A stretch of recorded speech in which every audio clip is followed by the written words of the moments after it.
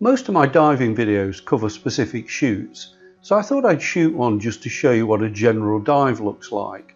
On this particular trip I was in the south of Cuba, and it's the same trip I shot the crocodiles in the extensive labyrinth of mangroves behind the boat. Here's the crocodile shots. I've got a completely separate video about that. I'll put a link to it at the end of this video. But this was a general dive, and the day starts by us getting on these fast boats. Here comes the camera equipment, the all-important camera, and then we'll set off in these fast boats out to the dive site. You can see the boat, the mothership in the background there. The ride out only takes 10 or 15 minutes at most. That's the advantage of living on a boat all week. Once I get there, I get my kit on, always anticipation at this stage. I use a full face mask. That allows me to see better with my camera. Once I'm all ready, it's time to get in, roll over backwards, the camera will be passed to me, and now I'm on my way down. I'm letting air out of my suit there so that I sink. Then I gradually sink down, get my balance, I attach the camera to me with a cord. I don't want to drop it obviously and it disappear into the depths. And there you see the first of many sharks on this dive. We'll always start down deep. We always go to the deepest part of the dive first. And again, you can see a shark there in the right hand side. This area is very, very rich in sharks. What I'm looking for is something interesting to photograph. It's just the same as being on the surface really, doing a general landscape shoot. I'm trying to find something interesting. And here I've found a coral outcrop and I'm taking photographs of it. And the beauty is I can position myself in 3D to get the best shot, and here it is on the after it's been processed. There's always plenty of sharks around. This one's got a tracker device to its fin, attached to its fin, but not every fish has got the fearsome reputation of the sharks. This fish, there's another shark going through, look. This fish that you can see here is called a Goliath grouper, and they're a particularly friendly fish. They're big fish, and this was a particularly friendly one. We nicknamed him Gary. We saw him on lots of our dives.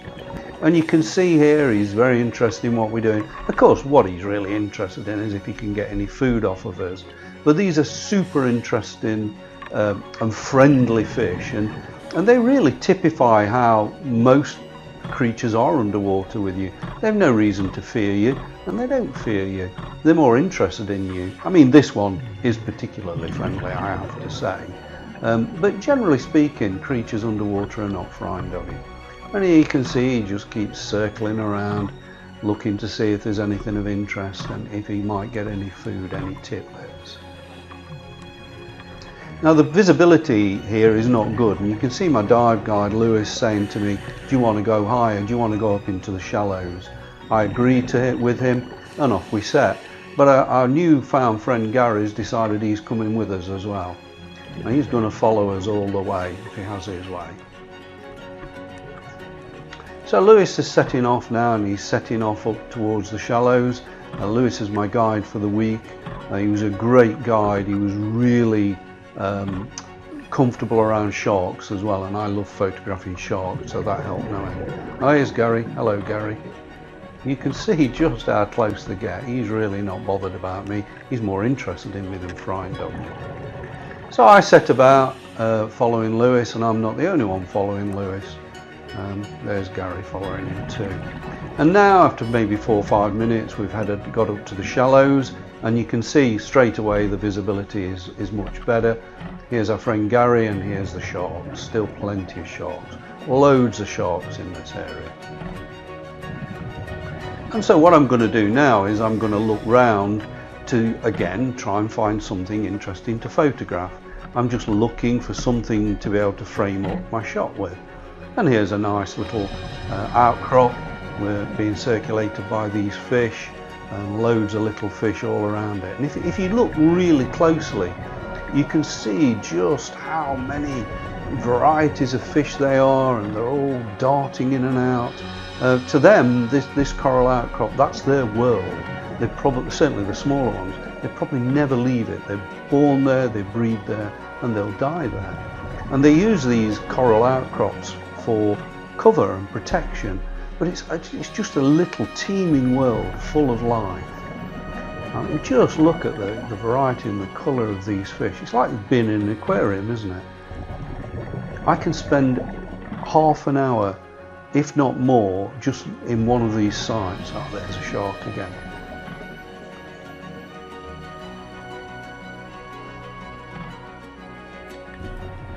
But eventually, probably because our air's starting to run low, it's time to go up, and typically a dive will last about an hour. Now, a boat is moored to an anchor buoy, and the anchor buoy is secured to the sea floor by a rope, and these ropes have got loads of interesting growths on them, look. As I ascend up the rope, I always leave enough air to be able to stop at the top of maybe 2 or 3 meters below the surface, because then I can photograph the sharks, because they always come and investigate. There's one with a tag in his dorsal fin again, look. They're always coming to investigators, and I love this particular scenario because with the sunlight coming through the water, I can get some great portrait shots, and here's a particular favourite of mine.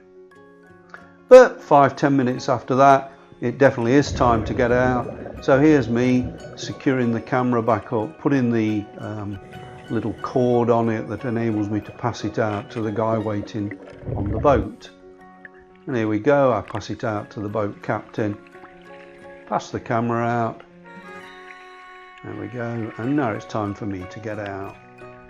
Fins off,